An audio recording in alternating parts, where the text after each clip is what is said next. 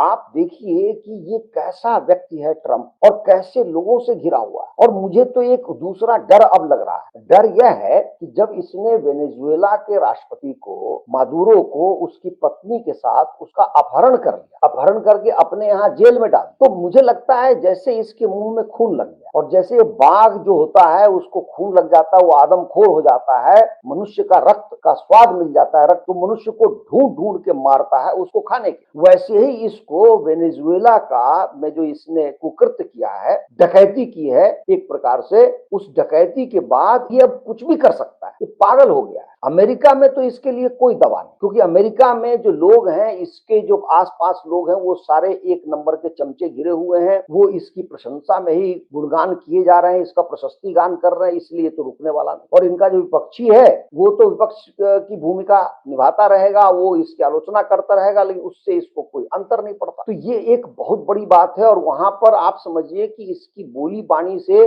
वहां एक रेसिज्म भी शुरू हो गया है। अमेरिका जो वहां जो भारतीय रह रहे हैं उनके विरुद्ध भी वातावरण तैयार हो रहा है। आज मैं एक सुन रहा था, एक भारतीय महिला जो बोल रही थी कि भाई हमारे साथ अब यहाँ पे बहुत कष्टदायक स्थिति बन गई, क्योंकि मैं हिंदू हूँ, अमेरिका में रह रही हूँ, ईसाई नहीं बनी अभी तक, ईसाई बनना नहीं चाहती, और उनको लगता है कि ये भारतीय हैं, बहुत पैसे हमारे यहाँ कमा रहे हैं, हमारे समाज में वैसे नहीं घुल मिल रहे हैं जैसे हम चाहते हैं, ईसाई भी नहीं बन रहे हैं, तो इनके विरुद्ध एक विषैला वातावरण बन रहा है। और ये सब असहनीय है। अब भारत की तरफ आइए, मुझे लगता है कि इसमें भारत को अब कोई न कोई निर्णय लेना पड़ेगा, इसका अपना स्टैंड जो है क्लियर करना पड़ेगा। अब जो है ना, ये ओछी छुपी छुपी बातों से काम नहीं चलने वाला है। जैसे पिछले दिनों भारत ने आरंभ में कहा कि भाई भारत किससे तेल खरीदे, किससे नहीं तेल खरीदे, एक संप्रभु देश के रूप में ये भारत का निर्णय है, और भारत पर कोई भी इसका किसी और देश के कहने से कोई प्रभाव नहीं पड़ता। आप देखिए कि भारत ने बीच में ये निर्णय लिया कि हम अमेरिका से थोड़ा तेल खरीद, भारत ने अमेरिका से तेल खरीदना आरंभ कर, रूस से जो तेल खरीदना है उसको कम भी कर, तो क्या अमेरिका प्रसन्न हो गया?